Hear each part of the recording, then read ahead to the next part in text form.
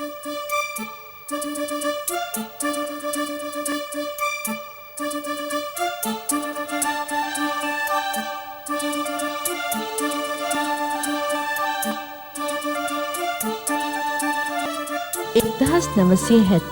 වසර වන විට කුරුණෑගල නගරය තුළ ජනප්‍රිය පාසල් සඳහා වූ තරගකාරීත්වයට පිළියමක් ලෙසින් නව අධ්‍යාපන ආයතනයක අවශ්‍යතාව එවකට සිටි අධ්‍යාපන බලධාරීන්ගේ අවධානයට යොමු වුණා.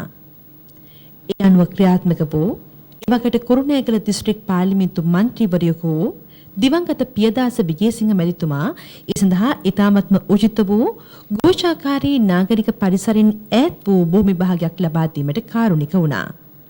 මෙම වැඩපිළිවෙල ක්‍රියාකාරීව ඉදිරියට ගෙන යමින් 1978 වසරේදී සැලසුම් ක්‍රියාත්මක කිරීමේ අමාත්‍ය හා කුරුණෑගල දිස්ත්‍රික් පාර්ලිමේන්තු මන්ත්‍රී දිවංගත ඩී.බී. වෙලගෙදර මැතිතුමන් විසින් මලියදීව ආදර්ශ ප්‍රාථමික විදුහල ආරම්භ කිරීමට මූලික අඩිතාලම දමනු ලැබුවා.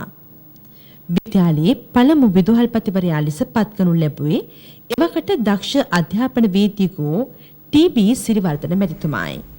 මෙසේ සිසුන් 123 දෙනෙකුගෙන් ආරම්භ වූ මේ විදුහල වසරින් වසර ඉදිරියට යද්දී ශිෂ්‍ය සංඛ්‍යාව වර්ධනය වුණත් ඔවුන්ට අවශ්‍ය වූ පහසුකම් ලබා දීම විදුහල්පතිතුමාටත් ගුරු මණ්ඩලයටත් මහත් වූ අභියෝගයක් වුණා.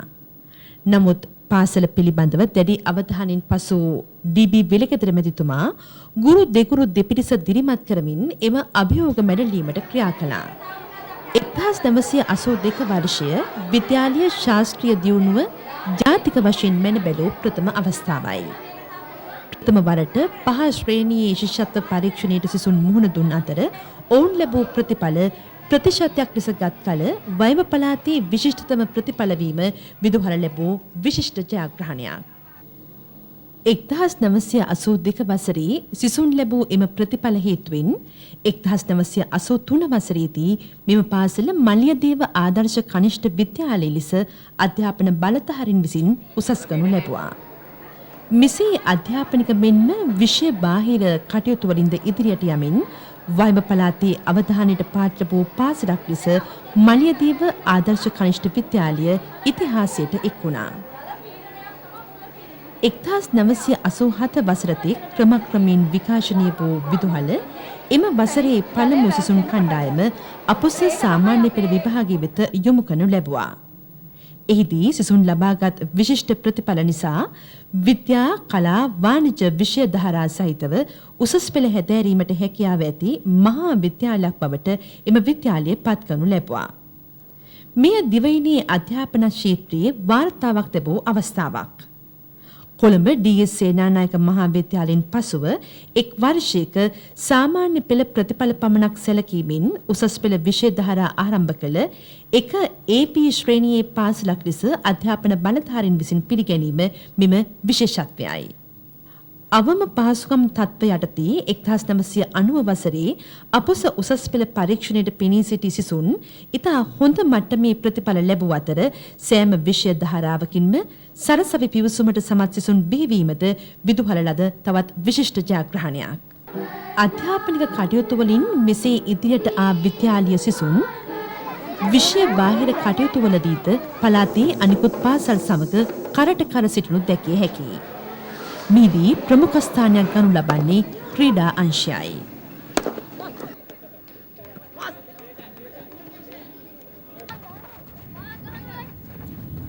මනා පෞරුෂ වර්ධනයක් හා යහපත් ශික්ෂණයක් සහිත පුරවැසියෙකු සමාජයට ඉදිරිපත් කිරීමේ මූලික පරමාර්ථය ඇතිව විද්‍යාලීය ක්‍රීඩා කටයුතු ආරම්භ අතර ඒ තුළින් විද්‍යාලීය ශිෂ්‍ය ශිෂ්‍යාවන් ජාත්‍යන්තර තලයේ අපරට නියෝජනය කිරීමටත් ඒ තුළින් යම් ජයග්‍රහණ ලබමින් රටටත් තම විදුහල් මාතාවටත් කීර්තියක් ලබා දීමට කටයුතු කොට තිබෙනවා.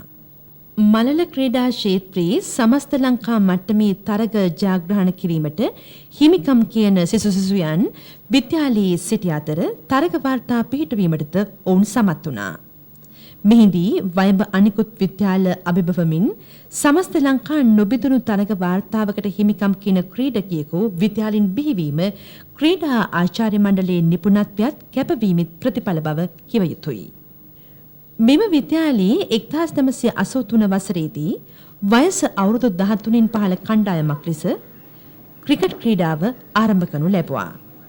දැඩි අපහසුතා සහ අවම පහසුකම් යටතේ ක්‍රීඩා භාර ආචාර්යවරයාගේ ක්‍රිකට් පුහුණුකරුගේ ක්‍රීඩකයන්ගේ දැඩි උත්සාහය සහ කැපවීම හේතුවෙන් 15න් පහළ 17න් පහළ 19න් පහළ සහ ජ්‍යෙෂ්ඨ ක්‍රිකට් කණ්ඩායම වශයෙන් කණ්ඩායම් 5ක් යටතේ දැන් සමස්ත ලංකා මට්ටමේ ජයග්‍රහණවලට හිමිකම් කීමට ඔවුන්ට හැකියාවක් ලැබී තිබෙනවා.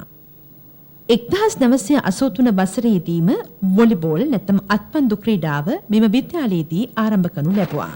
ප්‍රාථමික මට්ටමින් විද්‍යාලය තුල ආරම්භුණු පාපන්දු ක්‍රීඩාව දිනින් දින ඉදිරියට පැමිණෙමින් තරග ජයග්‍රහණ විදුහලට ළඟා කර දුන්නා.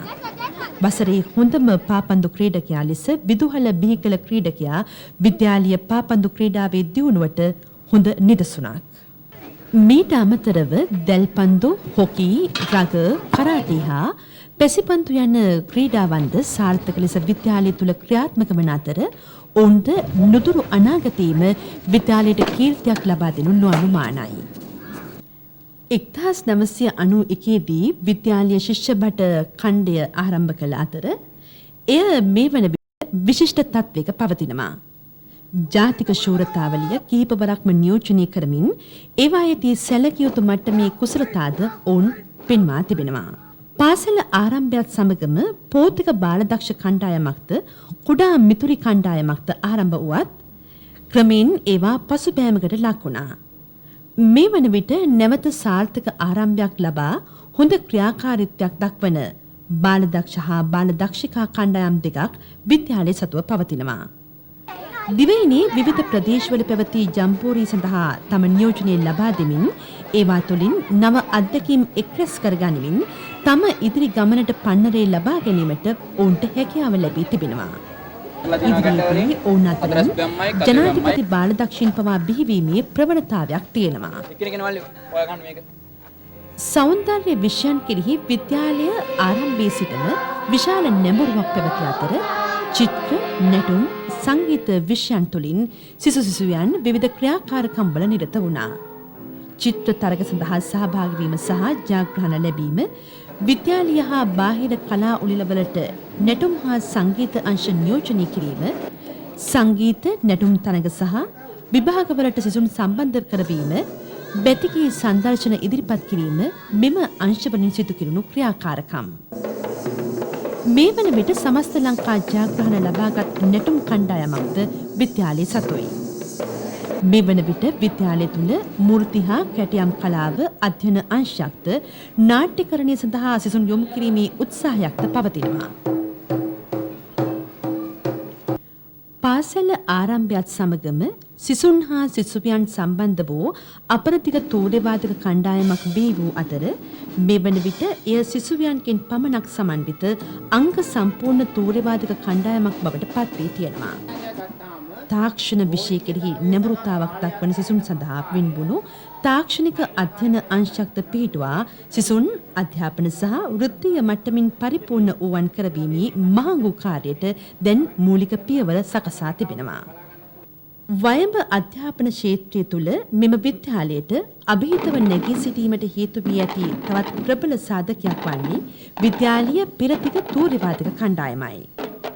ශිෂ්‍ය බට වාදක කණ්ඩායමක් ලෙස වයඹ පුරවරයේ පෙරමුණේම වැජපෙන එය විද්‍යාලයට ආභරණයක් ලෙස හැඳින්විය හැකියි.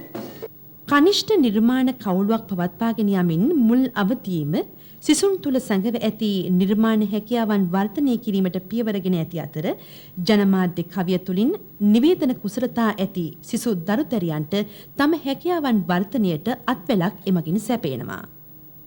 විදුහල මේ දක්වා ලබා ඇති ප්‍රගතියට උරදුන් ප්‍රබලම සාධකයක් වන්නේ විද්‍යාලීය පාසල් සංවර්ධන සමිතිය. එදා විදුහල ගොඩනැගීමට දෙමාපියන් හිලු දහඩියත් ඔවුන්ගේ ශ්‍රම සම්පත තුළින් විද්‍යාලය මේ දක්වා ලැබූ දියුණුවත් බැතින් සිහිපත් කළ යුතුමයි. එසේම එම සත්කාරයට දායක වූ සියලුම දෙමාපියන්ට විද්‍යාලයේ උපහාරය පිදිය යුතුයි.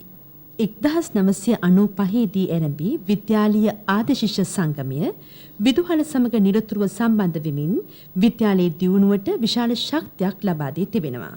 පාසලේ යම් යම් අඩුපාඩු දුටු විට විවිධ වූ ව්‍යාපෘතීන් ඇති කර අරමුදල් රැස් කර එම අඩුපාඩු මගහැරවීමට ධෛර්යය ලබා දෙමින් විද්‍යාලයේ අභිවෘද්ධිය වෙනුවෙන් කටයුතු කිරීමට ආදිශිෂ්‍ය සංගමය කටයුතු කොට තිබෙනවා. විද්‍යාලීය ශාස්ත්‍රීය දියුණුවට මනා පිටිවහලක් වහිඳ ගුරු සේවයෙන් විශ්‍රාම ගිය ගුරු භවතුන් පිහිටුවාගත් විශ්‍රාමික ගුරු සංගමයට විද්‍යාලයේ අභිවෘද්ධිය සඳහා නිරතුරු තම දායකත්වය හා උපදේශකත්වය නිර්ලෝභීව ලබා දෙනවා. විනය ගරුක රටට වැඩදායි පුරවැසියන් බිහි කිරීමේ අරමුණින් ඇරඹි මලියදේව ආදර්ශ ප්‍රාථමික විදුහල් මාතාව තම අරමුණු ඉතාම කෙටි කලකින් මුදුන් පමුණවා ගනිමින් මලියදේව ආදර්ශ මහා විද්‍යාලය ලෙස වයඹ අධ්‍යාපන ක්ෂේත්‍රයේ දිලින්නට සමත් වුණා. සමාජයේ උසස් තනතුරු හොබවන පුරවැසියන් රාශියක් මේ වන විට මලියදේව ආදර්ශ මහා විද්‍යාලය බිහි කර තිබෙනවා. චිරාත් කාලයක් වයඹ පමණක් නොව ලක් දෙරණේම පාසල් අභිබවමින් නොනැවත පෙරටම යාම මෙම විද්‍යාලයේ ආදර්ශ පාඨයයි.